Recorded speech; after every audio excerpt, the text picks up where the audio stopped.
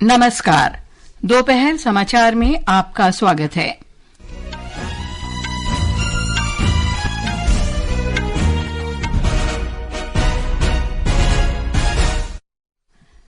प्रधानमंत्री नरेंद्र मोदी ने महाराष्ट्र के वाशिम में 23,000 करोड़ रुपए से अधिक की लागत वाली अनेक विकास परियोजनाओं का शुभारंभ किया। पीएम किसान योजना की 18वीं किस्त भी जारी की। विदेश मंत्री डॉक्टर एस जयशंकर ने कहा, भारत एससीओ शिखर सम्मेलन के दौरान पाकिस्तान के साथ आपसी संबंधों के मुद्दे पर कोई बातचीत नहीं करेगा। हरियाणा विधानसभा चुनाव में दोपहर 1 बजे तक 36.69% मतदान दर्ज किया गया। जम्मू कश्मीर के कुपवाड़ा जिले में सुरक्षा बलों ने घुसपैठ की कोशिश नाकाम करते हुए 2 आतंकवादियों को मार गिराया। अमेरिका और ब्रिटिश सैन्य बलों ने यमन में 1 दर्जन से अधिक हौजी के नियंत्रण वाले ठिकानों पर समन्वित हमले किए। और आईसीसी महिला 2020 क्रिकेट विश्व कप में आज शारजाह में ऑस्ट्रेलिया का मुकाबला श्रीलंका से और इंग्लैंड का सामना बांग्लादेश से होगा। दोपहर समाचार के साथ मैं लवलीन निगम। प्रधानमंत्री नरेंद्र मोदी ने आज महाराष्ट्र के वाशिम से लगभग 23,300 करोड़ रुपए की कई विकास परियोजनाओं का शुभारंभ किया। ये परियोजनाएं कृषि और पशुपालन क्षेत्र से संबंधित हैं। श्री मोदी ने पीएम किसान योजना की 18वीं किस्त भी जारी की। इस अवसर पर उन्होंने कहा कि देश भर में 9 करोड़ 4 लाख से अधिक किसानों को 20,000 करोड़ रुपए से अधिक की राशि का प्रत्यक्ष वित्तीय लाभ मिला है। पीएम किसान सम्मान निधि की 18वीं किस्त जारी करने का अवसर मिला। देश के 9.5 करोड़ किसानों के खातों में आज 20,000 करोड़ रुपए ट्रांसफर किए गए हैं। महाराष्ट्र की डबल इंजन की सरकार तो यहाँ के किसानों को डबल फायदा पहुंचा रही है। नमो शेतकारी महासम्मान योजना के तहत महाराष्ट्र के 90 लाख से ज्यादा किसानों को करीब 1,900 करोड़ रुपए दिए गए हैं। इस अवसर पर केंद्रीय कृषि मंत्री शिवराज सिंह चौहान, मुख्यमंत्री एकनाथ शिंदे सहित अन्य गणमान्य लोग मौजूद थे। प्रधानमंत्री ने बंजारा समुदाय के विरासत संग्रहालय का उद्घाटन किया। इस 4 मंजिला संग्रहालय में 13 दीर्घाएं हैं और इसमें बंजारा आंदोलन के चित्रों के माध्यम से बंजारा विरासत को दर्शाया गया है। इस अवसर पर श्री मोदी ने बंजारा समुदाय के कल्याण के लिए सरकार द्वारा उठाए गए कदमों पर प्रकाश डाला। वाशिम पहुंचने के बाद श्री मोदी ने संत सेवालाल महाराज और संत रामराव महाराज के स्मारक पर पुष्पांजलि भी अर्पित की। संत सेवालाल और संत रामराव महाराज बंजारा समुदाय के आध्यात्मिक नेता थे। प्रधानमंत्री ने वाशिम से पोहरा देवी में जगदम्बा मंदिर में दर्शन और पूजा भी की। एनडीए की केंद्र सरकार ने ही गुमंतु अर्ध गुमंतु समुदाय के लिए कल्याण बोर्ड का गठन भी किया है।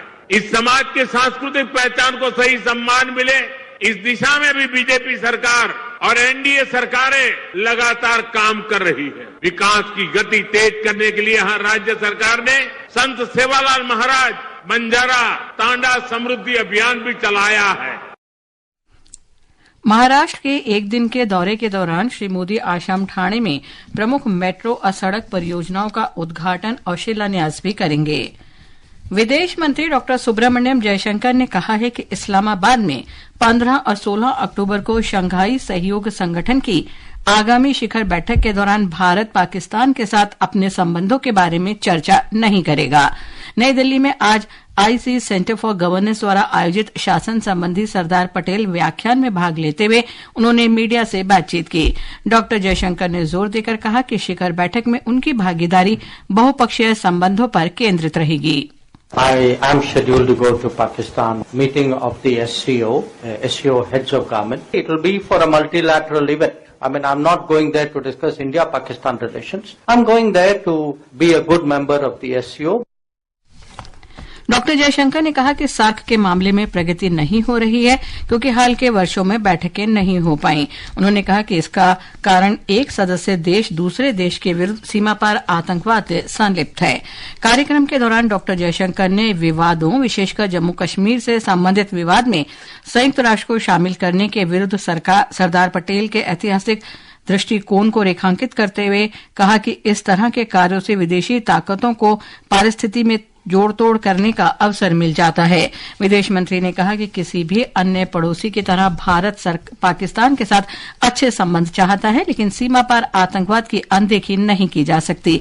सरदार पटेल के व्यवहारिक दृष्टिकोण का जिक्र करते हुए उन्होंने वास्तविकता के महत्व को भारत की विदेश नीति का आधार बताया। ये समाचार हमारी वेबसाइट www.newsonair.gov.in और हमारे न्यूज ऑन एआईआर ऐप पर भी उपलब्ध हैं। हरियाणा विधानसभा की सभी 90 सीटों के एक ही चरण के चुनाव के लिए मतदान जारी है। दोपहर 1 बजे तक 36.69% वोट डाले जा चुके हैं। सुबह 7 बजे शुरू हुआ मतदान शाम 6 बजे तक चलेगा। 2 करोड़ 3 लाख से अधिक मतदाता 1031 उम्मीदवारों के राजनीतिक भाग्य का फैसला करेंगे। और गुरुग्राम में मौजूद हमारी सहयोगी सुपर्णा से हम बात करते हैं। सुपर्णा, गुरुग्राम में चुनाव आयोग की तैयारियां, सुरक्षा इंतजाम कैसे हैं? लवलीन, मैं इस वक्त सेक्टर 43 के डीपीएसजी स्कूल में हूँ। गुड़गांव जिले में 14,97,000 मतदाता हैं। इस जिले में 4 विधानसभा क्षेत्र पटौदी, बादशाहपुर, सोना और गुड़गांव शामिल हैं। 41,000 युवा पहली बार के लिए वोट देंगे। जिले में 85 वर्ष से अधिक उम्र के 20,000 मतदाता भी हैं और शांतिपूर्ण मतदान सुनिश्चित करने के लिए 12 स्टैटिक सर्वेलांस टीम्स और 20 फ्लाइंग स्क्वाड टीम्स मैदान में तैनात की गई है। जिला प्रशासन ने प्रत्येक मतदान केंद्र पर सहायता प्रदान करने के लिए एनसीसी और एनएसएस कैडेट्स को शामिल किया है। 200 से अधिक सेंसिटिव मतदान केंद्रों पर पुलिस, अर्धसैनिक बल और प्रशासनिक अधिकारियों को तैनात किया गया है। धन्यवाद सुपर्णा इस जानकारी के लिए। 2 करोड़ 3 लाख से अधिक मतदाता 1031 उम्मीदवारों के राजनीतिक भाग्य का फैसला करेंगे। राज्य में कुल 20,632 मतदान केंद्र बनाए गए हैं। हरियाणा के मुख्य निर्वाचन अधिकारी पंकज अग्रवाल ने बताया कि स्वतंत्र, निष्पक्ष और सुचारू मतदान सुनिश्चित करने के लिए मतदान केंद्रों में वेबकास्टिंग सहित सुरक्षा के व्यापक प्रबंध किए गए हैं। मतगणना 8 अक्टूबर को होगी। और अब हम बात करते हैं अश्विनी कुमार से। अश्विनी, आप कौन से विधानसभा क्षेत्र में हैं और इस बार क्या नई विशेषता है वहां? जी लवलीन, मैं अभी कालका विधानसभा क्षेत्र में हूं। यहाँ अभी देखने में आया कि बहुत से लोग जो हैं 80 वर्ष से अधिक आ चुके हैं, वो भी मतदान के लिए मतदान केंद्र पर आ रहे हैं। और इसके अलावा दिव्यांगों में पहली बार मतदान के लिए आने वाले जो युवा लोग हैं, उनमें बड़ा उत्साह देखा जा रहा है मतदान को लेकर। और जो बड़ी पहल की है वन विभाग ने, वो है कि ग्रीन बूथ बनाए गए हैं। यहाँ मतदान के बाद आप अपनी उंगली की शाही दिखाते हैं और आपको पौधे दिए जाते हैं लगाने के लिए। और मतदाता ने भी इसका स्वागत किया है। उनका कहना है कि हम न केवल लोकतंत्र में योगदान दे रहे हैं अपना वोट डालकर, बल्कि हम पर्यावरण संरक्षण में भी अपना योगदान देंगे इस तरह से। तो लवलीन, ये एक अच्छी पहल जी, एक बहुत अच्छा अभियान और पहल है वहां। प्रधानमंत्री नरेंद्र मोदी ने लोकतंत्र के इस पर्व का हिस्सा बनने के लिए लोगों से रिकॉर्ड संख्या में वोट डालने को कहा है। एक सोशल मीडिया पोस्ट में श्री मोदी ने पहली बार मताधिकार का प्रयोग करने जा रहे राज्य के सभी युवा मतदाताओं को शुभकामनाएं दी हैं। और अब हमारे साथ फोन लाइन पर मौजूद हैं अनुपम मिश्र। अनुपम, आप कहाँ मौजूद हैं और मैदान में कौन कौन से प्रमुख उम्मीदवार हैं उस निर्वाचन क्षेत्रों में, साथ ही मतदाताओं में कैसा उत्साह है? जी लवलीन, हम अभी फरीदाबाद जिले के बड़खल विधानसभा क्षेत्र में हैं। मतदान शुरू हुए 7 घंटे से भी अधिक का समय हो चुका है, लेकिन लोगों में विशेषकर युवा, पहली बार वोट कर रहे मतदाता, महिला और वरिष्ठ नागरिकों के उत्साह में कोई कमी नहीं है। पिछली बार हरियाणा में 68% मतदान दर्ज हुआ था। चुनाव आयोग के अधिकारियों ने आशा प्रकट की है कि इस बार लोग अपने पूर्व रिकॉर्ड को तोड़ेंगे। फरीदाबाद में 1 बजे तक करीबन 32% मतदान हुआ है। लवलीन, अगर हम फरीदाबाद की बात करें तो यहाँ के वल्लभगढ़ से नायब सिंह सैनी सरकार में मंत्री मूलचंद शर्मा अपनी किस्मत आजमा रहे हैं। पूर्व कांग्रेस विधायक शारदा राठौड़ निर्दलीय उम्मीदवार और पराक्रम शर्मा कांग्रेस की उम्मीदवार हैं। पड़ोस की पलवल जिले के होडल सीट से राज्य कांग्रेस अध्यक्ष उदय भान लड़ रहे हैं। उनके सामने हैं भाजपा के हरेंद्र सिंह रामरतन और जेजेपी के सतवीर तंवर। जी, बहुत बहुत धन्यवाद अनुपम इस जानकारी के लिए। झारखंड में आगामी विधानसभा चुनाव के लिए भारतीय जनता पार्टी आज अपना घोषणा पत्र जारी करेगी। रांची में संवाददाताओं से बातचीत में राज्य विधानसभा चुनाव के सह प्रभारी और असम के मुख्यमंत्री हिमंत बिस्वा शर्मा ने कहा कि पार्टी का घोषणा पत्र चरणबद्ध तरीके से जारी किया जाएगा। मैनिफेस्टो को 3 भाग में डिवाइड किया हूँ। पहला जो 5 हम लोग रखेगा ये 5 प्लान है। फिर 25 बिंदु हम आप लोगों का सामने लेके आएगा। झारखंड का 25 साल हुए हैं, 25 तो मुद्दा झारखंड का विकास के लिए करना चाहूंगा। फिर फाइनल मैनिफेस्टो आएगा, जो मैनिफेस्टो में 150 बिंदु रहेगा। किस लिए? भगवान बिरसा मुंडा जी का भी 150 जयंती है। जम्मू कश्मीर के कुपवाड़ा जिले में घुसपैठ के प्रयास को विफल करते हुए सुरक्षा बलों ने 2 आतंकवादियों को मार गिराया। श्रीनगर स्थित चिनार कोर ने एक सोशल मीडिया पोस्ट में बताया कि घुसपैठ की कोशिश के बारे में खुफिया जानकारी मिलने पर सेना और जम्मू कश्मीर पुलिस ने कल कुपवाड़ा के गोगलदर इलाके में संयुक्त अभियान शुरू किया। इस दौरान आतंकवादियों के साथ मुठभेड़ में 2 आतंकवादी मारे गए। इस कार्रवाई में सुरक्षा बलों ने बड़ी संख्या में हथियार बरामद किए। अंतिम समाचार मिलने तक इलाके में तलाशी अभियान जारी है। छत्तीसगढ़ में पुलिस ने मुठभेड़ स्थल से माओवादियों के 3 और शव बरामद किए हैं। कल अबुझमाड़ इलाके में सुरक्षा बलों के साथ मुठभेड़ में मारे गए माओवादियों की संख्या 31 हो गई है। नारायणपुर और दंतेवाड़ा जिले की सीमा पर नींदूर थुलथुली के जंगल में ये मुठभेड़ कल उस समय हुई जब इस स्थान पर माओवादियों के होने की जानकारी मिलने पर जिला आरक्षी गार्ड और विशेष कार्यबल की संयुक्त टीम तलाश अभियान चला रही थी। क्षेत्र में तलाशी अभियान जारी है। ये समाचार आकाशवाणी से प्रसारित किए जा रहे हैं। अमेरिका और ब्रिटेन के सैन्य बलों ने यमन में विद्रोही गुट हौजी के नियंत्रण वाले 12 से अधिक ठिकानों पर हमले किए हैं। अमेरिकी अधिकारियों के अनुसार ईरान समर्थित इस विद्रोही गुट की प्रमुख हथियार प्रणाली, सैन्य ठिकानों और अन्य ढांचों को निशाना बनाकर ये हमले किए गए। ये सैन्य कार्रवाई इस क्षेत्र में ईरान के बढ़ते प्रभाव से अमेरिका और ब्रिटेन में उपजी चिंताओं के बाद की गई है। और अब खेल खबरों के साथ हैं वैष्णवी।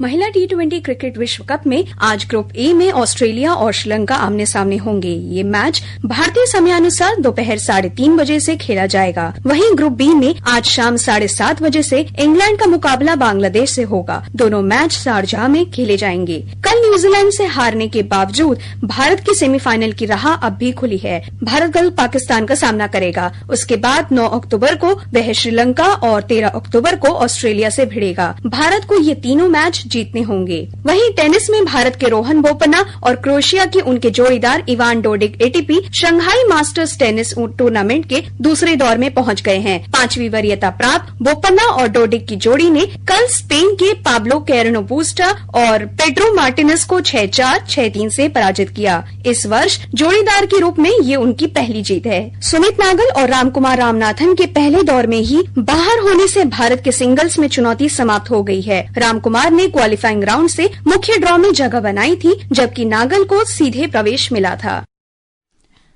कुछ और खेल खबरें। पेरू में ISSF जूनियर विश्व निशानेबाजी प्रतियोगिता में भारत की निशानेबाज दिव्यांशी ने महिलाओं की 25 मीटर स्टैंडर्ड पिस्टल स्पर्धा में अपना दूसरा व्यक्तिगत स्वर्ण पदक जीता। दिव्यांशी ने 6 में से 564 अंक प्राप्त किए, जबकि मानवी जैन ने 557 अंक के साथ कांस्य पदक अपने नाम किया। पुरुषों की जूनियर स्टैंडर्ड पिस्टल स्पर्धा में सूरज शर्मा ने स्वर्ण पदक जीता। इस प्रतियोगिता में वो पहले ही 4 स्वर्ण पदक जीत चुके हैं। मुकेश नीलावली ने कांस्य पदक जीता। इस बीच उभरती भारतीय तीरंदाज वैष्णवी पवार ने ताइपे शहर में एशिया युवा तीरंदाजी चैंपियनशिप में रिकर्व अंडर 18 महिला टीम में रजत पदक हासिल किया। वैष्णवी ने प्रत्येक राउंड में 3 सदस्यीय भारतीय टीम के लिए पहला शॉट लिया, जिसमें प्रांजल थोलिया और जन्नत भी शामिल थीं और उन्होंने स्थिति को संभाला। शूट ऑफ में सेमीफाइनल में दक्षिण कोरिया को हराया। मौसम विभाग ने देश के पूर्वोत्तर और दक्षिणी भागों में 2-3 दिन तक मूसलाधार वर्षा का अनुमान व्यक्त किया है। विभाग के अनुसार असम, अरुणाचल प्रदेश और मेघालय में आज बहुत तेज वर्षा हो सकती है। रायलसीमा, दक्षिणी आंतरिक कर्नाटक, तमिलनाडु, पुडुचेरी और केरल में अगले 2-3 दिन में कुछ स्थानों पर तेज वर्षा का अनुमान व्यक्त किया गया है। मौसम विभाग के अनुसार उत्तर प्रदेश, गुजरात, मध्य प्रदेश, महाराष्ट्र के कुछ और भागों से दक्षिणी पश्चिम मानसून चला गया है। अंत में मुख्य समाचार एक बार फिर। प्रधानमंत्री नरेंद्र मोदी ने महाराष्ट्र के वाशिम में 23,000 करोड़ रुपए से अधिक की लागत वाली अनेक विकास परियोजनाओं का शुभारंभ किया। साथ ही पीएम किसान योजना की 18वीं किस्त भी जारी की। विदेश मंत्री डॉक्टर एस जयशंकर ने कहा, भारत SCO शिखर सम्मेलन के दौरान पाकिस्तान के साथ आपसी संबंधों के मुद्दे पर कोई बातचीत नहीं करेगा। हरियाणा विधानसभा चुनाव में दोपहर 1 बजे तक 36.69% मतदान दर्ज किया गया। जम्मू कश्मीर के कुपवाड़ा जिले में सुरक्षा बलों ने घुसपैठ की कोशिश नाकाम करते हुए 2 आतंकवादियों को मार गिराया। अमेरिका और ब्रिटिश सैन्य बलों ने यमन में 1 दर्जन से अधिक हौजी के नियंत्रण वाले ठिकानों पर समन्वित हमले किए। आईसीसी महिला 2020 क्रिकेट विश्व कप में आज शारजाह में ऑस्ट्रेलिया का मुकाबला श्रीलंका से और इंग्लैंड का सामना बांग्लादेश से होगा। इसके साथ ही दोपहर समाचार का ये अंक समाप्त हुआ। नमस्कार।